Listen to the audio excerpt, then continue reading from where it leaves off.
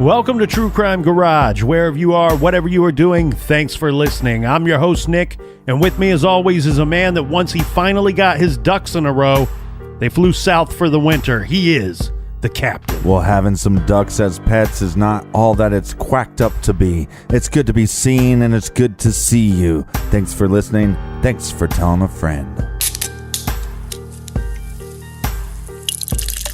Today we are drinking Duckpin Pale Ale by Union Brewing Company in Baltimore, Garage Grade 4 out of 5 bottle caps.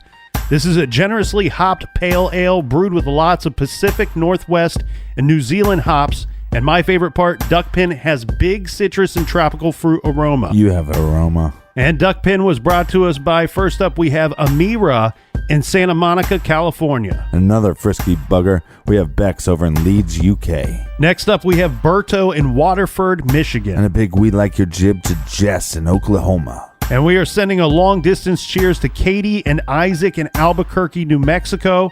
And last but not least, we have Kimberly right here in beautiful gray Columbus, Ohio. Welcome to Ohio. And it pains me to say this, but they did win last night, so roll tide. Roll tide. Thank you to everybody for helping us with this week's beer run. If you want to help us out with next week's, go to truecrimegarage.com and click on the donate button. And there you can find our blog, our old episodes, and bonus episodes. You can also find the old episodes and bonus episodes on iTunes. All right, that's enough of the business. Everybody gather around, grab a chair, grab a beer. Let's talk some true crime.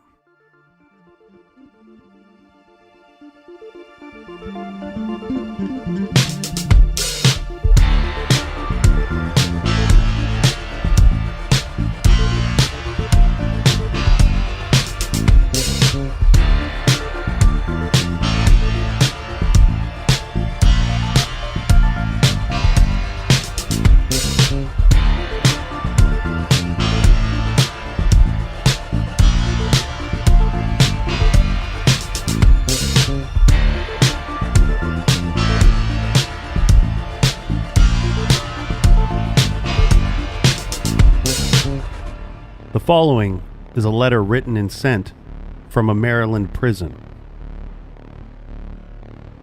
You are always asking me about my murders. Well, here's one that no one knows about. That's right, pal. I have never told anyone about this murder. I never had to go far to find a victim, for most all truck stops across the U.S. had whores working in and around them. This is a story of a young prostitute I killed in October of 1995. She was working the 76 truck stop in Reno, Nevada. I was driving a blue long-nose Peterbilt. I was hooked up to a freezer trailer. That's a trailer with a freezer. I beat and raped that bitch in the sleeper of that truck that night until I grew tired of her. Then I put my hands on her neck and I began squeezing. Her screams of pain slowly dwindled down to mere rasp of agonizing grunts and groans. The sounds she made slowly faded away, never to be heard again. Sweet death had finally come down upon her. Now her body was just a dead carcass, laying in wait for the decomposition to start, the breaking down of cells. I laid there with my arms wrapped around her dead body and slept for about 3 hours. I woke up to my alarm clock going off at 5:30 a.m. I climbed over her and I got dressed. I throwed a blanket over her. Then I started the truck up. I got out of the truck, locked the door, and headed over to the coffee shop to grab a bite and check the computer for loads heading east. The closest thing I saw available to me that I was looking for was a load of ranch house salad dressing they wanted taken down to Houston, Texas. The company was located over in Sharps, Nevada, which is only about 25 miles north of the truck stop. I decided to accept the job. I grabbed a coffee to go and off to the truck I went. I climbed up into the cab and checked everything out, and off I go. I got to the warehouse in Sharps that had the load, but there was no one there. because it was Saturday morning. The sign on the door said they were opened up at 9 a.m., but it was only 7:45 a.m. So I looked around and there wasn't a damn soul in sight. There wasn't nothing around this little business park. So I thought this would be a perfect place to ditch her off. I dragged her dead ass out of the truck. I grabbed my little army shovel, and off I went to the back of that little warehouse. I found a nice isolated area back there. I buried her in about 45 minutes. This industrial park wasn't very old, so the ground was pretty soft. And that's where she is to this day. It was not for another 2 bodies later that I would realize what a waste of all that good meat was, only ending up being nothing more than bug and worm food. I have never shed a tear for those I have killed, nor will I down the road. Those sweet, young, drug-addicted prostitutes that I killed back in my past were pretty much dead to the world long before I killed them. They were nothing more than walking zombies, looking for a few moments of pleasure from their sick, twisted daily lives of shame. I feel I've done those poor souls a favor. If I feel anything for them, I feel only some jealousy, for their pains are over, and mine will continue as I sit behind these bars until the day I die. I have enclosed my tooth for you. We never met, but now you will always have a part of me with you. You take care. Be safe out there, my best friend. Signed with a thumbprint pressed in blood.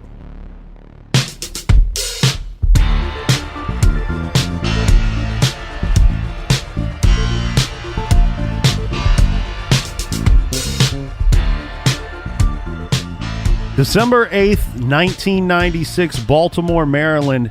And Captain, while I would consider the great state of Maryland to be a beautiful, beautiful state and Baltimore to be a beautiful city as well, I would not consider the couple of city blocks where our story starts off to be anywhere near beautiful. Shout out to Rockville, Maryland. This is a dingy, undesirable couple of city blocks on the city's southwest side. Back in December of 1996, Joe Metheny is 46 years old. He's about 6 foot 1 inches tall and almost 300 pounds. So we're talking about a pretty big guy here. Big boy. On the night of the 8th, he met a woman by the name of Rita Kemper, who is 37 years old. He met her at the Borderline Bar. Now, Joe is at this bar nearly every night drinking beer in Southern comfort. The bar is right by where Joe Metheny works. Joe works for the Joe Stein and Son Pallet Company. Mm-hmm. For those of you that may not know, pallets are those wood skids manufactured primarily for stacking cargo when loading, onto semi-trucks or trains. Anyway, not only does Joe work there, but he is living there. So I'll explain. Joe is a forklift operator at the Joe Stein and Son Pallet Company. Mm-hmm. He's a forklift operator by day, but by night he is a night watchman. Joe is let's say he's a very persuasive personality. He's outgoing. He's quite the talker. So my guess is Joe had nowhere to live and he cut a deal with his boss. You need someone to watch this place at night. And I work here during the day. You know me. You trust me. So they work out this deal. I think they only paid him an additional $20 a week for his night watchman duties. Right. But he got to stay there and sleep there at night. The Joe Stein and Son Pallet Company is located at 3200 James Street, which is in the southwest corner of the city of Baltimore. The company is situated on a lot which is adjacent to a wooded area. The company has a locked entrance gate and is surrounded by an 8-foot-high chain link fence with barbed wire on top. The lot is approximately the size of a square city block. There is a warehouse and an office building there that is surrounded by literally thousands of wooden pallets, which are stacked at varying heights throughout the lot. There is no business conducted at this company or surrounding companies during the evening hours. James Street is a dead-end street where there is very little to no pedestrian traffic. Joe lived in a small one-room trailer located on the south fence. The nearest residential development to the pallet company is approximately 2 blocks away. On this particular night, apparently his watchman duties included inviting Rita Kemper back to his trailer. From the bar. Yes. Mm-hmm. Rita had joined Joe at the trailer on at least one other occasion. Now, I don't know the particulars of that visit, but I do know the particulars of this one, and it goes like this. Joe invited Rita back to join him at the trailer with the promise of drinks and cocaine. Well, at some point, Joe starts attacking Rita. She manages to get out of the trailer. She raced towards the front gate, but Joe is chasing after her. Rita Kemper reached the gate, but it was locked. When she turned around to look for another way out, Joe had caught up to her, and he punched her, his big fat fist smashing into her jaw, rendering her unconscious. Joe then dragged her back into the trailer by her hair. Once Joe had Rita back in the trailer, he pinned her down, which is probably pretty easy for him once he got on top of her to hold her down. I mean, he's almost 300 pounds at this time. I don't know the size of this poor woman, but I'm guessing she's outsized by quite a bit. Yeah. Once pinned down, Joe starts pulling down Rita's jeans. She starts screaming. Joe yells at her, and she's yelling at Joe. But Joe's not terribly worried about the screams because where this is located, where the trailer is located, this lot, it's likely that not anyone would hear her, especially at this hour of night. I mean, like you said, there's no pedestrians walking by. Correct. And there's no business being conducted in this area at this hour. Rita begs Joe to stop attacking her. He ignores her. She starts praying out loud, and Joe's reaction to this, well, he finds this to be funny. Then Joe tells Rita that he's going to rape her, and when he's done, he's going to kill her. And once she is dead, he is going to bury her in the woods with the other girls. Rita Kemper decides that she is not going to die, not that night, not by the hands of this loser. Well, she started kicking, and she kicked her legs out of her pants. Remember, he was trying to pull the pants off. Right. And she rolled underneath of Joe as he was trying to keep her pinned down. This rolling allows her to break free. Now she's on her feet and she's sprinting out of the trailer and looking for a way out of the fenced-in yard. Now Joe is up and he's running after her, and he's still got her pants in his hand. Rita ran toward one of several large stacks of pallets. Now there are hundreds, of course, of these pallets. There are probably, piles and stacks of these things all along the fences. Rita starts climbing one of these stacks. Joe runs up to the stack. She's climbing, and he's trying to grab her as she continues to climb. I mean, this is like a scene out of a horror movie. Rita feels Joe's hand nearly grab her ankle. She gets to the top of the stack, and she leaps, jumping over the top of the fence. She slams to the ground, but thankfully on the other side of the fence from Joe Metheny. She gets back on her feet and runs down the hill, screaming and waving her hands. She's trying to flag down a vehicle. Then she sees the lights of an approaching car. Am I wrong? I mean, that's like the ending of the first Texas Chainsaw Massacre, right? Waving down a vehicle. Yeah. Yeah. Yeah, I mean, you have this woman who, it seems like if you looked in on this area, it would feel like there was nothing around this trailer and nothing around this fenced-in pallet yard. Yeah. She's basically trapped inside that fence, figuring out this masterful way to get out, leaping over the fence. And now she's free, but she's still got this maniac inside the fence trying to get to her. Yeah, and you just wanted a little bananas and blow, and now you're jumping over fences. Well, she's outside the fence. She's trying to flag down a car. She sees a car. This car starts to slow down, and to her surprise, it's a police officer. She tells the officer what had just happened and how she was attacked and how Joe had told her that he was going to rape and kill her. The officer drives up the hill and around to the front of the gate. Joe is inside the fence near the gate, and in his hands, he still has a hold of Rita's pants. The officer orders Joe out and into his car. Joe spent the night in jail, and he was going to be charged with assault, kidnapping, and attempted rape. But the thing here is, though, Captain, they didn't hold him long. He was not going to have to stay in jail for very long to wait for the trial. Right, No. and he also knows where his victim, goes to hang out. He knows probably her friends, maybe knows where she lives. Yeah, and I'm guessing she won't be returning to the Borderline bar anytime soon, Right. especially with him being out. So Well, I'm pointing out that the police are not protecting her. right. And they end up releasing him. It's just a day or two after this attack. So when Joe gets out, guess where he is, Captain? Goes to the bar. That's right. He's right back at the Borderline bar, sitting on a stool, drinking Southern Comfort and beer, telling jokes. Now, not too long after being released from jail, Joe is back at the bar, and on this particular night, he's hanging out with a guy named William Ashbrook Jr. Now, William works with Joe at the pallet company. They are at the Borderline bar, most of the night boozing it up. Joe invites William back to the trailer. Just to be clear, there's no crime or shame in that. And boozing it up with your buddy from the pallet company. No, I mean just being at a bar and boozing it up. Right. So Joe invites William back to the trailer. They get to the trailer and they start snorting cocaine. That's a crime. Okay, thanks for the clarification. Just to let you know. And after a few snorts, Joe asked William for a favor. Sorry. Joe, go ahead. No, I almost choked on my beer.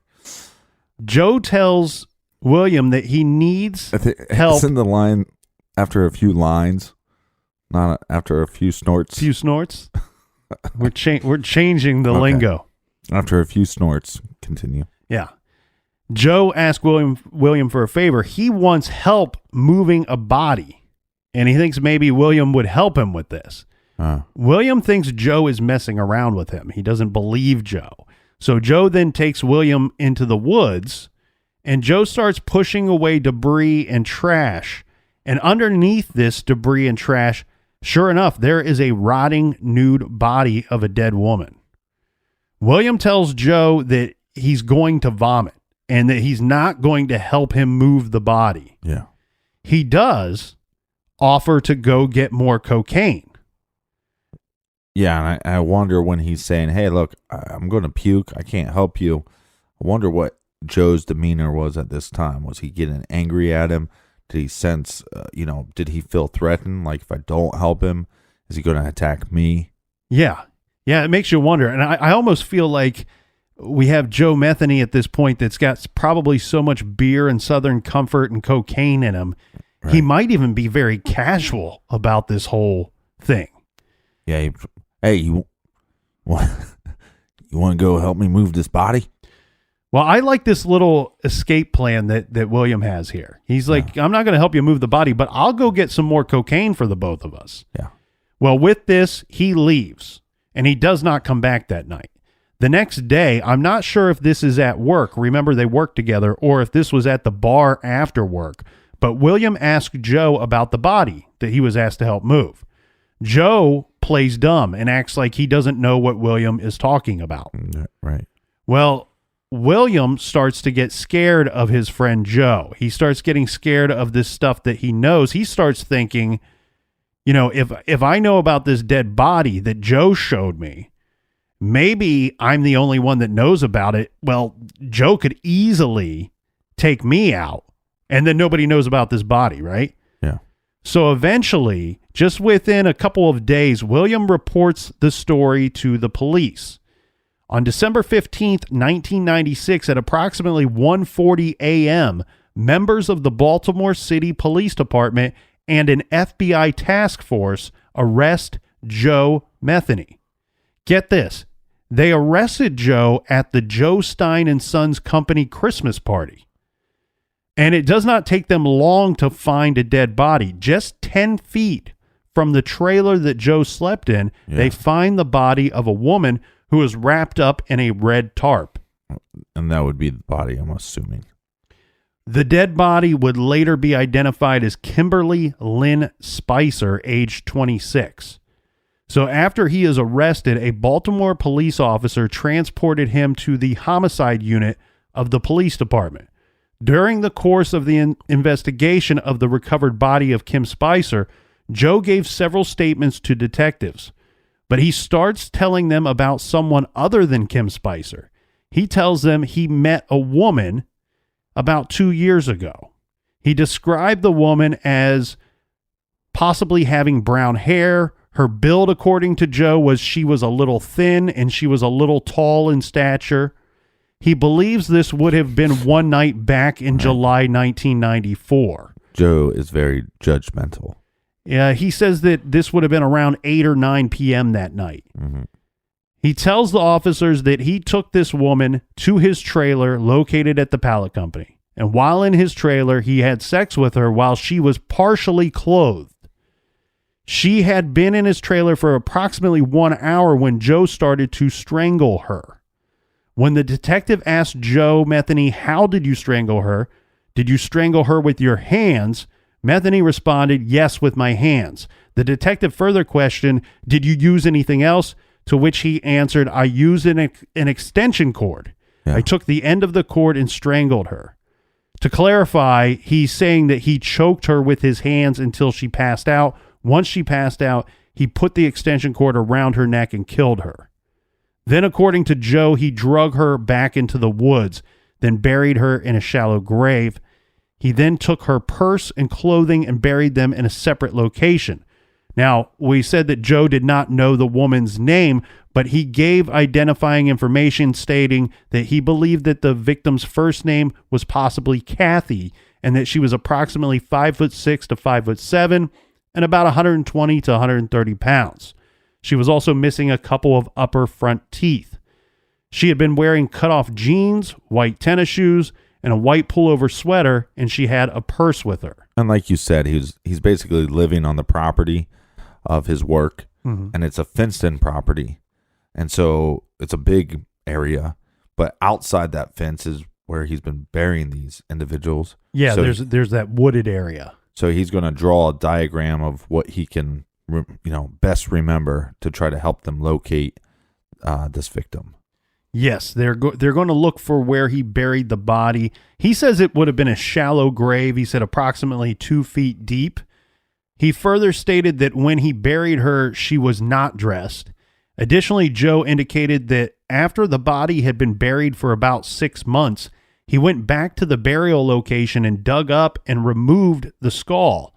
Afterwards, he threw the skull in a trash box. Why did he do that? Does it say? Yeah, well, in his words, and actually I should clarify. I don't know if these are his words. Maybe a reporter cleaned it up. Right. But from the report that I read, he dug up the skull that had been there for approximately 6 months, cleaned it, and then made love to it. Mm. Romantic. And then he threw the skull in a trash box. The box containing the skull was later removed from that location and transported to, according to Joe, Oxford, Pennsylvania. So he must know where this trash is being sent to. Yeah. And basically he's telling you, you're going to find this body roughly in this area on the diagram that I drew. You're going to find a naked woman, headless naked woman. Yeah. Well, also, if you're living in this, work compound, basically, and when trash is leaving, then this is a great way for you to be able to hide evidence. Right. He should have probably put the whole thing in in this trash box that would have been transported far away. Right. But for whatever reason, he felt more comfortable burying her in that shallow grave in the woods. So the next day, the police took Joe in cuffs and shackles back to the pallet company, escorted by Detective Pennington. This is one of the detectives that was involved in the questioning of Joe. They took him there for the purpose of pointing out where he had buried the female victim.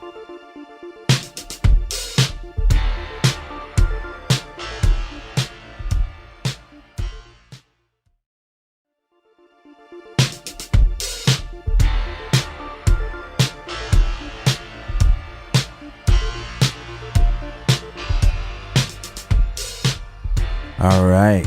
Cheers, mates. So we're talking about Joe Metheny, the killer. Not to be confused with like somebody like Pat Metheny.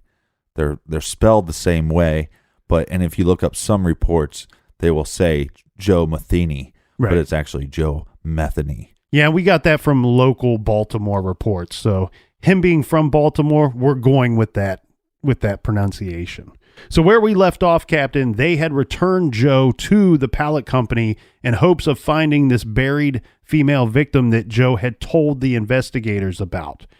Now, on that first day, the search team was unsuccessful in locating the body. Joe could not seem to show them the right spot, and there had been a good deal of rain around that time. So they brought in cadaver dogs to pick up a scent. However, possibly due to all this rain, they were unable to find the location. So finding nothing, they had to call off the search and then later again get permission to remove Joe from the Baltimore City Detention Center. With permission granted, Detective Pennington again transported Joe back to the Joe Stein and Son Pallet Company to assist locating the body. This time, after some hesitation, Metheny indicated to detectives there's an area approximately just 10 feet from a previous location that he had pointed out to them. Okay, so bring in the excavation team, right? Uh-huh. The team used techniques to carefully unearth the remains, and they were exactly in the condition that Joe said that they would be. The doctor at the excavation site noted that the cranium was missing. The skeletal remains were recovered from a very shallow grave and transported to the office of the chief medical examiner, where later, with dental records, the remains were found to be that of Catherine Magaziner. And Catherine would have been 45 at the time of her murder. Yeah, and I know it's a bit confusing, Captain, because we said that the cranium was missing, but remember, the body had been buried for approximately 6 months. So when Joe dug up the body and took the skull, the lower jaw by this time had already fallen off. Mm-hmm. The lower jaw was located with the rest of the body, and that's what they used to get the dental records. And they're also going to be able to determine that Joe was telling the truth when he said that her death was by strangulation. Yes. And here's a little thing here. Joe was asked why he had killed Kathy. He said that it gave him a sense of power, stating, "I don't know, I got a rush out of it. I got high out of it." Yeah. Adding, "Call it what you want. I had no real excuse other than I like to do it. I don't know how to describe it." So now, Captain, we have this man. We have him. He's locked up. He's been arrested. We found 2 bodies. He's attacked another woman that got away, thankfully. Yeah. So who is this guy? So we found the one that wasn't buried. That's the one that he tried to get his coworker to help him bury. Yes, or that was move the body. Kim Spicer. She was wrapped up in a red tarp. Yeah, and then we found Catherine. She is buried in that wooded area near the pallet company. Both died of same cause. Believed to be strangulation in both deaths. Yes, and then we have an attack. This was the Rita Kemper who was attacked and got away. Now, one thing I do want to point out here, Captain, regarding the cause of death with these 2 women is that Joe, unfortunately, he when he attacked these women, he beat them quite a bit as well. So they would have seen injuries on the bodies to indicate that as well. So who is this guy that we have locked up? You know, what can we figure out about his background? Well, we can tell that he's a real piece of shit. Well, Joe was born in Baltimore County, but lived in West Virginia from the ages of 2 to 6. Later, according to Joe, pay attention to that. According to Joe, he was shuffled among foster homes in the Baltimore area. He completed the 8th grade, but he earned his high school equivalency and studied physics for a year and a half while in the Army, where he was a field artillery soldier from 1973 to 1975. He was honorably discharged. After that, he worked at various jobs, including a shipyard, a liquor distributor, and he was also a long-haul truck driver for some time. Metheny spent about 20 years in a world few people ever see. He drifted in and out of Baltimore City's homeless camps, composed of filthy tents and sleeping bags under bridges and over sewer gratings. For a while, he lived in row houses under the Patapsco River Bridge in a homeless community called Tent City. Then later in 1988, he began working at the Joe Stein and Sons company, where he lived in the trailer at the pallet company. Now, at the pallet company, Captain, according to his co-workers, Joe Metheny, he made people laugh. They said he would joke about anything. And his bosses at work stated he was a pretty smart guy. He would come up with solutions to problems, stating that if we had a problem, he would be the one that would come up with a way to figure it out.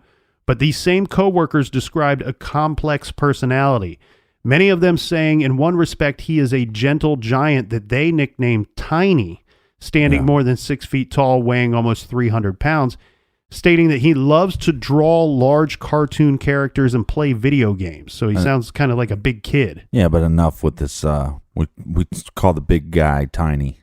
Let's come up with some better names than that. that does happen a lot. But here's where the complex personality comes into play. They state that he also had a temper and at times had threatened coworkers and also threatened patrons of the bar where he hung out nearly every night playing pool. Does it say what kind of threats? Because there's a difference between, hey man, I'm going to kick your ass, and hey man, I'm going to kill you. I don't have any specifics. Right, I don't have any specifics, just coworkers stating that they were aware that he had threatened them at times as well as people at this bar. Well, and I think also because you're living at your job, then you know that, if you make these threats and then your employer comes down on you, not only do you lose your job, you're going to lose your home. Mm-hmm. Well, he also drank very heavily. According to the people that knew him, they believe that he went through a bottle of Southern Comfort whiskey each and every night, whether it be at the bar or back at the rundown trailer that was furnished simply with 2 chairs, a couch, and a television set, and an electric heater. Joe, had surrounded the trailer with stacks of pallets. Metheny told his attorney that he was one of 6 children born into a poor family and that he was neglected as a child and shuffled off to foster homes by his parents, and telling his attorney by the time of his arrest, both his parents were dead. Okay, now, Captain, as you know, we are about to get into our first discrepancy in this serial killer profile case. Okay. Because here we try, as we did with Ted Bundy and John Gacy, to study their crimes, their backgrounds, and their words to try to get a better sense of who these killers are, why they did what they did, and what made them this way. Now, Joe, I wouldn't consider to be a human in any sense that we can see from the crimes that we have already discussed. Yeah. You can see he's just an evil waste of life. But when we look at Joe's crimes, his background, and especially his words to try to figure him out, this is where we run into one major problem. Joe would later in life tell us a lot about his crimes and background, but at some point, we have to start to wonder how much of this that he is telling us is true. Among other things, he told his lawyer that his mother was dead, which came as a surprise to his mother. Right. He says both of his parents are dead. Well, presto chango, Captain, Joe's mom is alive. So not only did he get that wrong or lie, but his mother's recollections contradict some of Joe's statements. All right, so what does his mother say? His mother was tracked down by a reporter at her home in Markleysburg, Pennsylvania. Her name is Jean Metheny. And at the time of this, she was 78 years young. When the reporter tracked her down, she... You mean old? Yeah, well, both. When she was told that her son, Joe, described her as dead, she responded, "Maybe he just wishes I was." Right. Adding that he pushed his family away a long time ago. Jean Metheny described her son as growing up to be a normal boy, saying he was smart and he had a good childhood. She said this, and this next statement shouldn't make me laugh, but it does. Jean said if Joe was neglected, it was his own fault. She, right. Does that seem weird or what? That sounds neglectful. Yeah. Hey, if you were neglected, it's your own damn fault. Yeah. She said that their home was a pretty good one, adding that none of her children were ever placed in other homes. But if it wasn't a good home, it's your own damn fault. Jean Metheny, she said her husband was a laborer. The two of them struggled to make ends meet and moved to the North Point Boulevard area of Essex shortly before Joe Metheny was born. When Joe was 6, his father was killed in a car accident. She said his death was very, very hard on the family. Right. Jean had to work to support the family. She said that she did everything she could to keep the children together. In the years after her husband's death, Jean says she worked as a waitress, a barmaid, and as a canteen truck driver who delivered lunches to workers at Sparrows Point Shipyard. She said she could not be with her family every single minute of the day, but it was a normal family. She said, we weren't rich, but we always had something to eat and we always had a roof over our heads. And that becomes a difficult situation because the father at that time, especially in that time period, he probably was the breadwinner.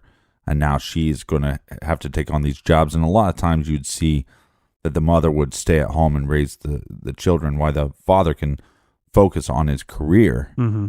And so she might not have built up some of those skills, so she would have to take on jobs like being a waitress or something that wouldn't pay her as much per hour, so she wouldn't be working that normal 40-hour week. She'd be working 60 hours a week. Well, not only that, Captain, I'm guessing that when she mentions that she has, at times she worked as a waitress or a barmaid or the truck driver. Right. I'm also wondering, because they have 6 children and she's a single parent, if at a lot of those times, if she was working more than one of those jobs together. No, that's what I mean. I'm assuming that she's working anywhere from 60 to 70 hours a week. Right.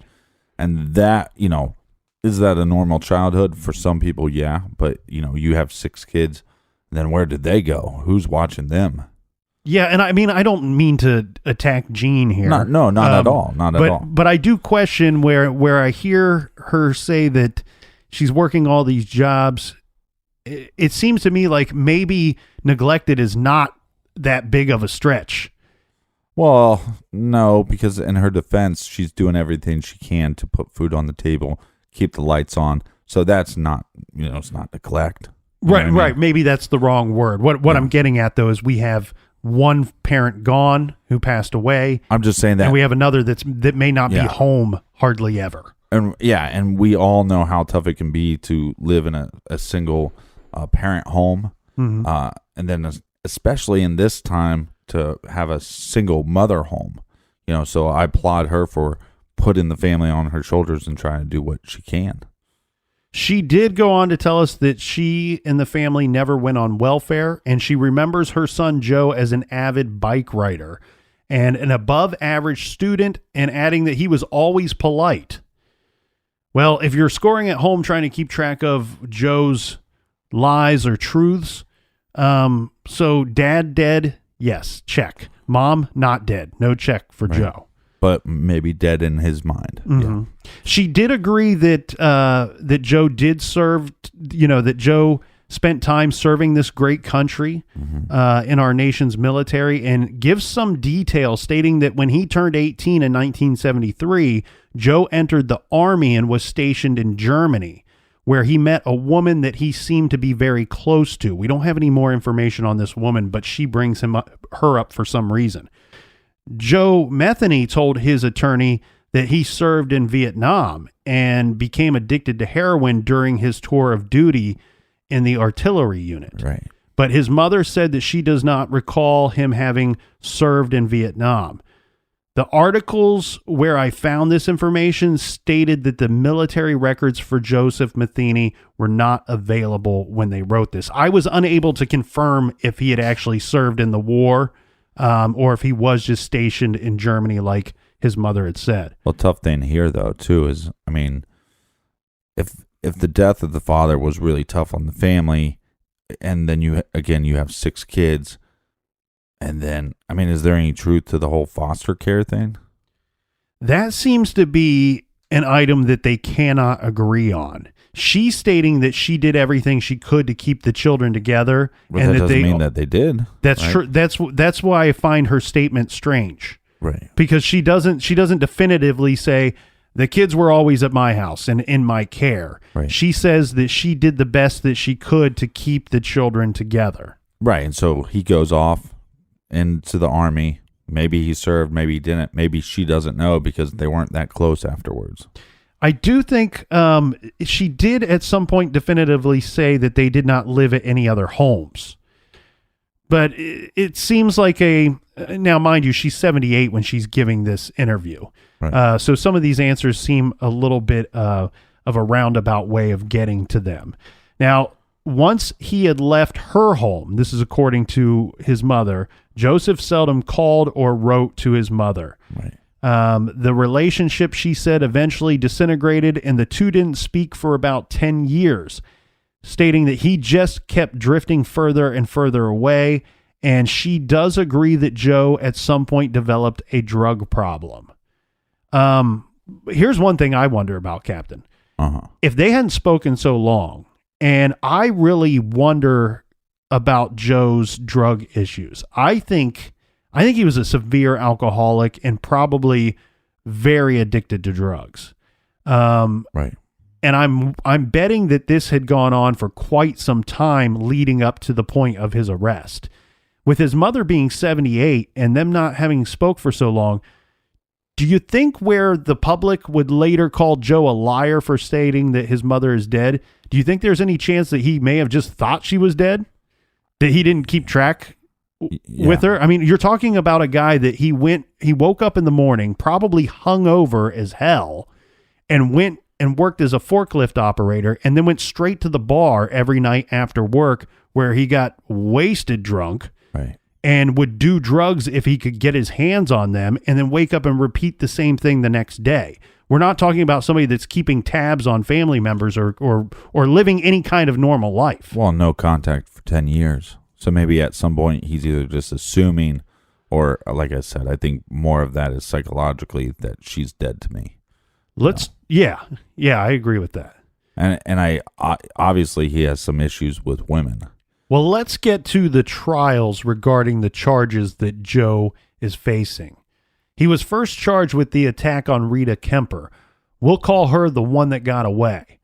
This won't be a very tough trial, though. It shouldn't be at all. I mean, we have a living witness / victim, and she ran directly from the attack and fled into the arms of a police officer. Yeah. So we have her testimony, and we have the police officer's testimony as well, regarding the victim, the arrest, and any evidence found in both.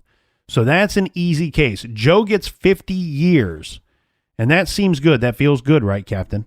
He gets 50 years for the attack. For the attack on Rita Kemper, on the woman that thankfully got away from him. Yeah.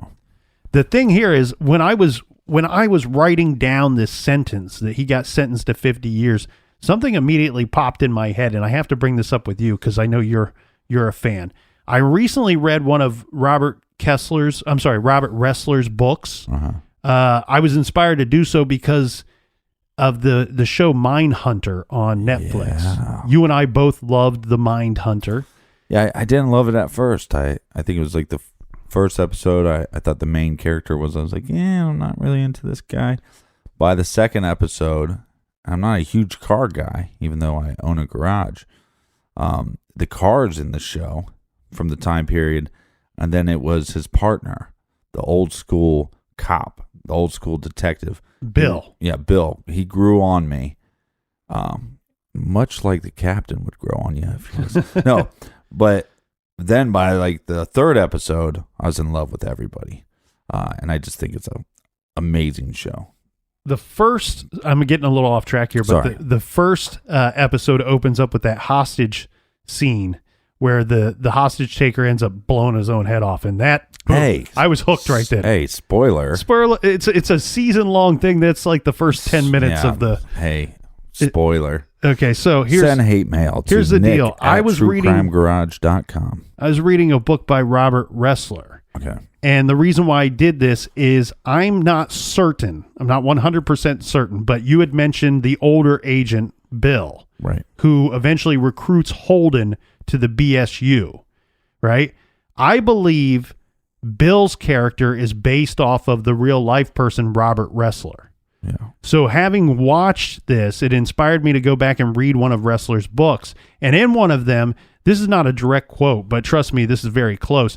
He's talking about punishing criminals. And of course, throughout his career, he has faced and been involved in the conviction process of probably the absolute worst people that you can imagine. Yeah. He says in his book, unfortunately, we live in a time where the sentence of death doesn't always mean death. Life doesn't always mean life, and 25 years can mean 12 or even 6. Yeah. So just keeping that in mind, I think is important here, because I'm quick to go, well, we're taking a man that's in his 40s and we're giving him 50 years in prison, and that's the same as locking him up and throwing away the key, when in reality, it's absolutely not. So it's very important that we have these other 2 trials for Joseph Metheny to face justice for the murders of these other 2 women. The second and the third trial will be different because in those trials, Joe is charged with murder and facing the death penalty in each of the cases. The first murder trial is for the murder of 23-year-old Kimberly Spicer. Joe was possibly facing the death penalty because the prosecutor was charging him with not only murder, but with robbery and sexual assault. It was necessary for the prosecution to prove robbery or sexual assault in addition to the murder in order to get that death penalty under Maryland law. Defense lawyers called a surprise witness in an effort to help Joe avoid the death sentence. Yeah. This was Baltimore homicide detective Homer Pennington that we had mentioned earlier, the lead homicide detective who investigated the gruesome killing. He was asked, did Mr. Metheny discuss his necrophilia acts with you? To which Pennington said yes. The lawyers, this is one of the strangest things I've ever come across in trials here. But the lawyers are trying to show that Joe does not deserve the death penalty because he did not commit an aggravating crime such as sexual assault and then murder the woman. Right. They called the detective to make a bizarre but important point that Joe preferred to have sex with dead women, and necrophilia is not considered a crime in the state of Maryland. That's ridiculous. Just kind of sit and soak that in for a minute. Yeah. Well, it should be. So listen to this. They should just say, pause the trial. Hey, by the way, that's now a new law. Hey, can we get voters to come out and just put this into the process immediately? Yeah. Necrophilia should be a crime. Yes. Everywhere. Yes. That It ain't is. right. Anyway, so his defense lawyers, they did not contest the claim that Joe performed a sex act with Spicer's body, but this was after her death. Right. In fact, they added that Metheny violated Spicer with a bottle after she was dead, but they denied that he had sex with her while she was alive. Right. Well, another strange part to this trial, the defense attorneys considered calling Spicer's mother to the stand as a witness. We don't need to call her. Well, this is what's For what? This is what's strange about it. Okay. Joe then persuaded them not to call her. He reportedly told the attorneys, please do not do this. Spicer's mother, this is Kathy Price, was not called to the stand. It's just so crazy to me, all these serial killers that have issues with their mothers. I mean, Well, it's just over and over, right? Yeah, and but you're talking about he did some horrible things to this Kimberly Spicer, Right. and then he's it's almost like okay, to do what he did, you basically, I don't think you can have remorse if you do what he did and then you did it again to somebody else. Right. I don't see any form of remorse there. However, him crying at the trial when she's to be called and saying, "Hey, don't do this," then you start to question: is he remorseful? Is he, sad about what he did? Is he sad for this victim, for the mother's victim, Well, I think or the victim of his mother? I'm not saying that right at all. It's a mother of a mother. I'm trying to say the victim's mother, that maybe he felt bad for the victim's mother. Go ahead. Right. But possibly. But also with the whole situation with his mother, he seems like somebody that's stuck in his past, and maybe by that brain being brought up to that forefront, that maybe this is going to sound weird, but maybe on some way psychologically he's reverted back to a time where he wasn't this crazy piece of shit. You know what I mean? Mm-hmm. Back in a time where maybe he was a sweet child. You know what I mean? Yeah. And that kind of goes, there's a lot of arguments. Are killers born, or are they made? And it's probably just more selfish than wanting to spare Kimberly Spicer's mother the agony of going on the stand. It's probably more selfish in just that it bothered him, that it made him upset, and he's saying, hey, don't do this. Right. Now, I misspoke earlier, Captain. Kimberly Spicer was stabbed 26 times. That was the cause of her death.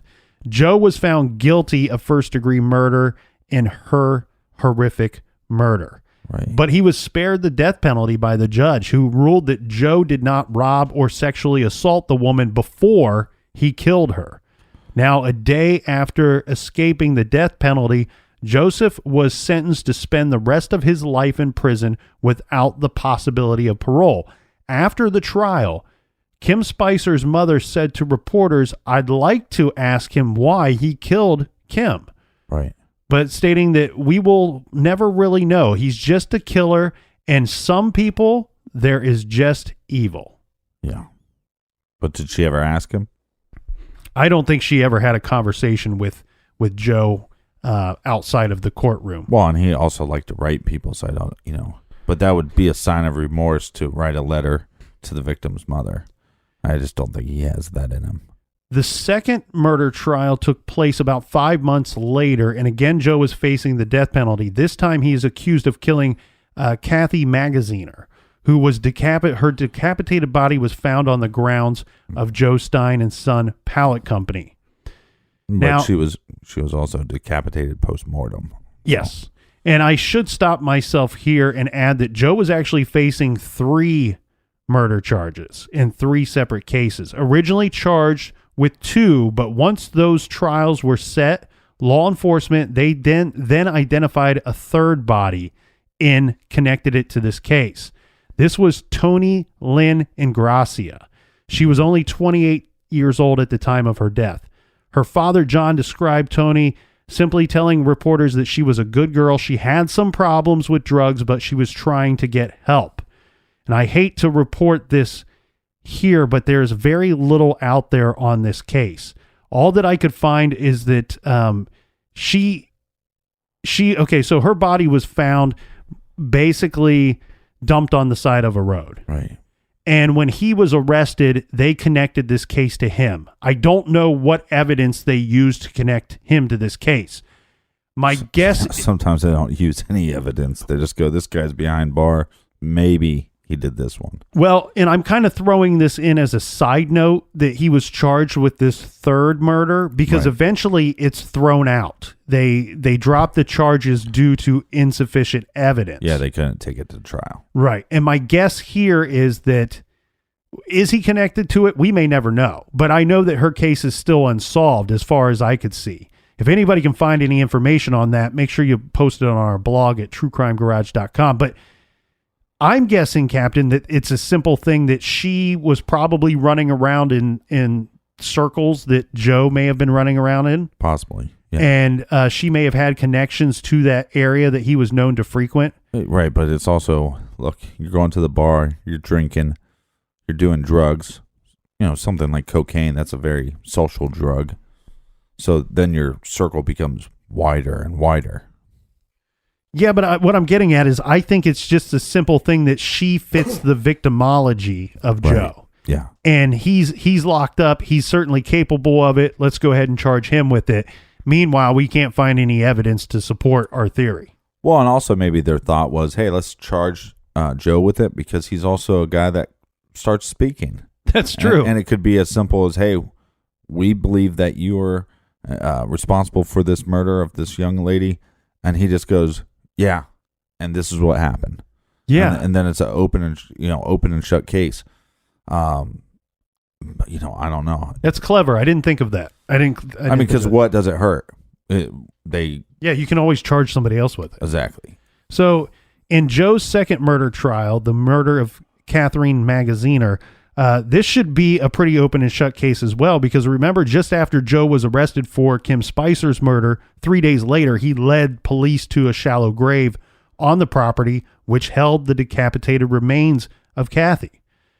Now, one thing that I want to point out here, Captain, is why they have the person take them to the body.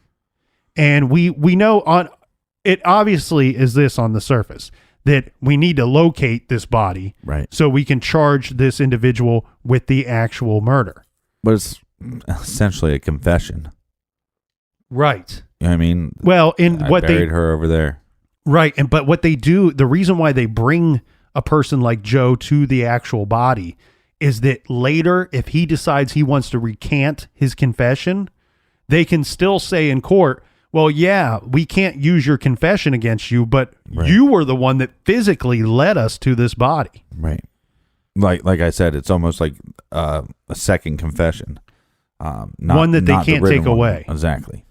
So some highlights from this trial, the final prosecution witness was an FBI agent. This is nice. James Fitzsimmons. Sounds like an FBI agent. Yeah. Oh, James Fitzsimmons works for the FBI. He told how the Bureau had been investigating a range of alleged criminal activities coming from the Joe Stein and Sons company when they received a tip that Metheny had been harboring a corpse. These are his words. Now, the defense attorney, in my opinion, Joe had very good counsel at his trials, which I was a little surprised. Yeah. Forgive me out there if this is rubbing anybody the wrong way for me being surprised, but we're talking about a drug addict that has no money. I mean, he was making $7 or $8 an hour as a forklift operator, getting paid an extra $20 a week and blowing all of his money on drugs and alcohol. Well, and these crimes are horrendous, and he is confessing to them in multiple ways. So what great defense attorney is going to step up and say, hey, maybe I'll help this guy? And these are cases that you're going to lose. You know you're going to lose them. Yes, but from his attorney's actions, I'm just saying I'm giving it a grade A. I think that he had good representation. He had better representation than like Adnan Syed. And like you said, these are losing cases. So your whole battleground here is to make sure he doesn't get killed. He doesn't get the death penalty. Right. So and that's probably why they jumped on board. It was probably somebody that is against the death penalty. That's true. And should not be in our legal system. And they said, hey, you know what? I'm going to step up and I'm going to defend that principle, not defend this monster, but I'm just going to try to get it, where he doesn't get the death penalty. His attorney's name was Margaret Mead. If I'm giving her a grade A, I should at least mention her name. One thing she did during the course of the trial was she questioned the FBI agent about payments that the FBI made to the owner's son of the pallet company. Huh. And they also made payments to this William Ashbrook. Remember, he was the guy that had told police, this guy asked me to help move a body for him. Right. Okay, so it goes like this. She brought up a report that showed the FBI had spent approximately $25,000 on Ashbrook's behalf. They paid him to go to a drug rehabilitation program. They paid for, they didn't pay him to go there. They paid for the program itself. And they covered his rent for some time while he went into hiding as a cooperating witness. The FBI also reimbursed the owner of a house where Ashbrook had once stayed, and the owner accused him of stealing tools valued at $5,000. I don't fault them for doing that. I mean, because at the end of the day, they're getting evidence, but they're also not just handing this guy money. They're trying to straighten out this guy's life. Mm-hmm. And they probably said, hey, look, you have a drug problem? Yeah, I got a drug problem. Hey, for you helping and cooperating with us, we're going to try to get you clean. Right. And we're going to do so by sending you to rehab, but we're also going to pay your rent for a while so you have nothing to worry about while you're in hiding from this 300 and some pound, monster of a dude. Yeah. The FBI also spent about $94,000 to relocate Joe Stein Jr. and his family after he began cooperating with the investigation. Well, that's a little excessive. I think that, Yeah, so they're kind of protecting these people from a guy that's locked up. I'm not saying that's wrong. I'm just pointing out something that I found interesting in the trial. I guess the attorney was possibly trying to imply that they paid these two in some form to testify against her client. Yeah, I think it's a reasonable argument. Whether or not you can prove that is another thing. I think it's fair to bring it up at the course of the trial. Yeah. Counsel also was asking the jury to spare the death penalty because Joe was addicted to drugs and that the slayings occurred while he was under the influence of heroin, cocaine, or alcohol, and pointing out that Joe has a good deal of remorse for what he has done. His attorney stated that Joe said he wanted the killings to stop. She added that he's very polite, respectful, and intelligent. He understands far more than most people. It's very indicative that when he is under the influence of various narcotics, that is when there seems to be a personality change. Joe himself described this as a rage that comes forward through drugs. He described this as being very frustrated with his life, being very frustrated too about how he grew up and all of the life experiences he had had. Yeah, Joe Metheny seems like a guy that's just stuck in a prison of his past. Yeah, and the thing, Captain, is this. I went through a couple of the quote-unquote highlights of the trial, but the strangest thing that happened in the trial was after Joe was found guilty. This is where Joe decides to address the jury. And, I mean, this cannot be a smart move at all, but you can't make this guy stop, right? He addresses the jury, and I'm not going to give any direct quotes, but he starts telling them that they should kill him. They should sentence him to death because he is not sorry for what he has done. He will never be sorry for what he has done. He then goes on to describe digging up the skull of one of his victims, saying that he made love to it. Yeah. Then he's telling the jury that he is happy to go to hell for his crimes. And he talked about when the medical examiners had performed the autopsy on another one of his victims, that they had found that she had, and this is his terrible words here, that she had given birth to a bouncing baby beer bottle. That was his way of describing the bottle that the medical examiner had found. So he was facing the death penalty, and I'm happy to report that he got the death penalty. Yeah. Kind of a weird thing, though, because, he comes out, he confesses, then he cries at trial, maybe shows some sign of remorse, and maybe he was smart enough to know if I address the juries, and maybe it was as simple as this person's trying to defend me, but they're only trying to defend me because they don't want the death penalty, and they don't believe in the death penalty, but they don't give a shit about me. Mm-hmm. And, I hate women, so fuck her too. You know what I mean? And I'm going to throw this whole trial, right? That's possible. Or he's saying, I have to live with myself, and I'm such a gigantic pile of dog manure that I don't want to live anymore. So I'm going to say these horrible things, whether or not, that's just for somebody to decide, Does he believe in what he's saying or does he not? It's possibly a suicide wish from him. I could see that with the depressing statements that he's made over the years. One thing, though, I question is everyone that describes Joe, they describe him as a smart and intelligent man. Right.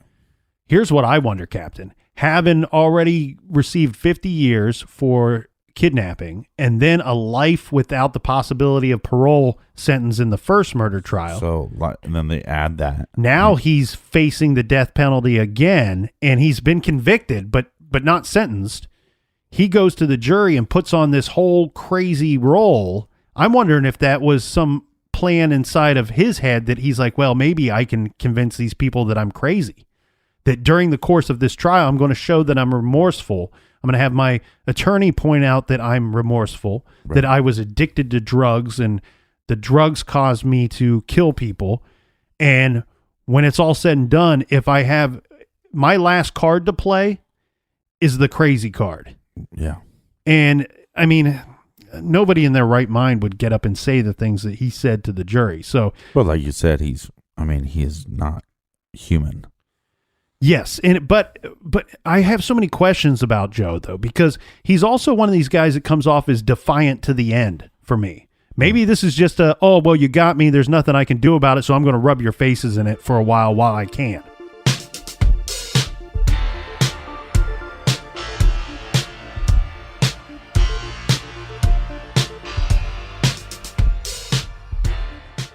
Until tomorrow, be good, be kind, and don't litter.